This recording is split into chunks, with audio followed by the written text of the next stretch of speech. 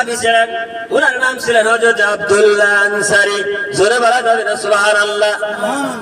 আব্দুল্লাহ আনসারী এত গরিব ছিলেন, ও বন্ধু আমার, মসজিদের মধ্যে যখন নামাজ শুরু হয়ে যাইত, মসজিদের মধ্যে যখন নামাজ শুরু হয়ে যাইত বন্ধুরা, হযরত আব্দুল্লাহ আনসারী সবার পিছনে যাইত, নামাজ শেষ করে সবার আগে বাহির হয়ে আসতো।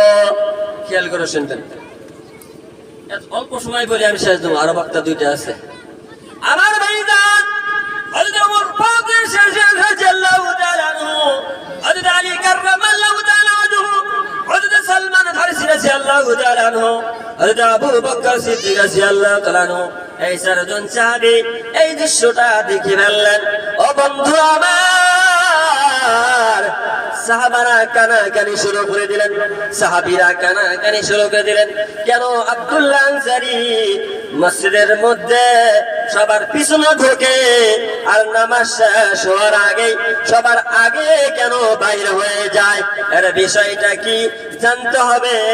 এই অভিযোগটা বিশ্ব নবীর সম্মুখে জানানো হবে, ঠিক না ঠিক? আমার ভাইজান, নামাজ যখন শেষ হয়ে গেলেন বন্ধু, বিশ্ব নবীকে জানানো হলো, ইয়া রাসূলুল্লাহ, ইয়া হাবিবাল্লাহ, আপনার একজন সাহাবী যখন নামাজ শুরু করেন, এমন সময় আপনার সাহাবীটা নামাজের মধ্যে ঢুকে যায়, নামাজ শেষ হওয়ার পরে পরে মানুষ বাইরে বাড়ানোর আগে সেই সাহাবীটা আগেই চলে যায়। ওই সাহাবীটা হলো আব্দুল্লাহ আনসারী। হুজুর, এর বিষয়টা কি অল্প আমাদেরকে জানাই দিবেন? বিষ্ণুই বললেন, তাহলে চলো আব্দুল্লাহর বাড়িতে চলে যাই, না গেলে তোর বুঝবো না। আমার ভাই জানো বন্ধু, বিশ্বনবী সাহাবাদেরকে নিয়ে আব্দুল্লাহর বাড়ির দিকে রওনা হলেন। আব্দুল্লাহর বাড়ির সম্মুখে গিয়ে সালাম জানালেন বিশ্বের নবী, ও আব্দুল্লাহ আনসারী, তুমি বাড়িতে আছো কিনা? ঘরে থেকে কোনো সারা শব্দ আসে না, বাড়ির মধ্যে থেকে কোনো সারা শব্দ আসে না, কোনো আওয়াজ নাই, বাড়ির মধ্যে কোনো শস্যর আওয়াজও আসে না। এবার সাহাবীদেরকে বিশ্বনবী বললেন, আজকে চলো ঘুরে যাই, মনে হয় আব্দুল্লাহ আনসারী বাড়িতে নাই। সাহাবীরা আনাগানা শুরু করে দিলেন, সাহাবীরা কানাকানি শুরু করে দিলেন, না হুজুর, বোধহয় আজকে আমরা অভিযোগ নিয়ে আসছি, এই জন্য আব্দুল্লাহ আনসারী ভয়ের কারণে বাইরে বাড়াইবে না। কানাকানি শুরু করে দিলেন। বিশ্বনবী বললেন, না, এমনও তো হতে পারে সে বাড়িতে নাও থাকতে পারে। এবার সাহাবীরা বললেন, আপনি যেটা বলেন সেটাই সত্য, বলেন মারহাবা। আমার ভাইজান, এবার বিশ্বনবী সাহাবাদেরকে নিয়ে চলে গেলেন। পুনরায় পরের দিন চলে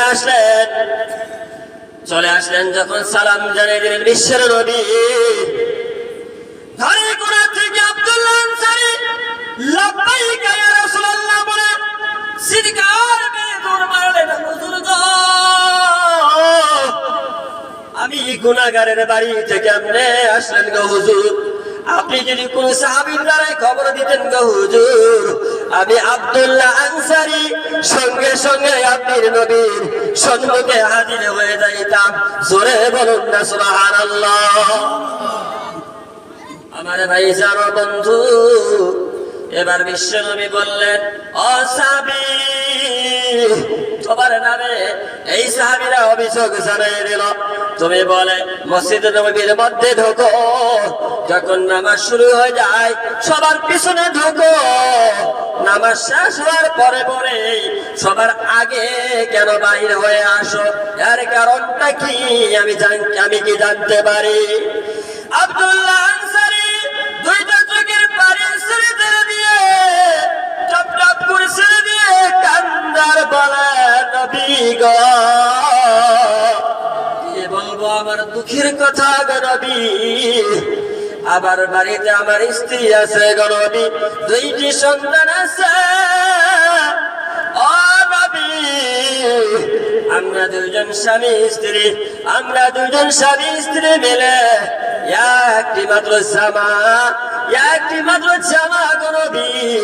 যখন মসজিদে নববীর মধ্যে আযান হয়ে যায় আবার কলিজাটা চিৎকার মেরে দেয় গো নবী। আমি ঘরে বসে থাকতে পারি না, ততক্ষণ আমার স্ত্রীকে ওই গর্তের মধ্যে আমি ঢুকিয়ে দেই। ওই জামাটা পরে আমি আব্দুল্লাহ আনসারী মসজিদে নববীর মধ্যে নামাজ পড়ি। আর নামাজ শেষ হওয়ার পরে পরে সঙ্গে সঙ্গে আমি বাড়ি চলে আসি গো নবী। আসিয়া আমি আব্দুল্লাহ আনসারীর জামাটা আমার স্ত্রীকে খুলিয়ে দেয়। ওই সময় আমার স্ত্রীটা নামাজ পড়ে গো নবী। এই দৃশ্য আপনার সাহাবীরা দেখে ফেলেছে গো হুজুর। এই দৃশ্য দেখে সুবহানাল্লাহ চিৎকার মেরে কান্না করে সাহাবীরা রে, এত কষ্টের মাধ্যম দিয়া তুমি আমি নবীকে বলো নাই, এত দুঃখ দিয়া তুমি আমার আল্লাহকে বলো নাই রে সাহাবী। ও সাহাবীরা রে, দেখো দেখো দেখো আমার সাহাবীরা কত পাগল, আমার জন্য পাগল। একটি মাত্র জামার কারণে আব্দুল্লাহ আনসারী কত নামাজ ছেড়ে দেয়। জোরে বলা যাবে না সুবহানাল্লাহ, নারায়ে তাকবীর। আমার ভাইজান বন্ধুগণ, আব্দুল্লাহ আনসারী একটি মাত্র জামা উনি খুলিয়া যখন স্ত্রীকে দেয় ততক্ষণ তার স্ত্রী নামাজ পড়তে পারেন। আমরা মুসলমান 70টা 80টা করে আমার জামা, কোনটা পাক আর কোনটা না পাক আমরা মুসলমান বলতে পারি না, ঠিক না ঠিক? হ্যাঁ, মুসলমান এখনো পেশাব করে কুলুপ করে না। এই পৃথিবীর জমিনে এমন মুসলমান আছে, ঠিক না ঠিক?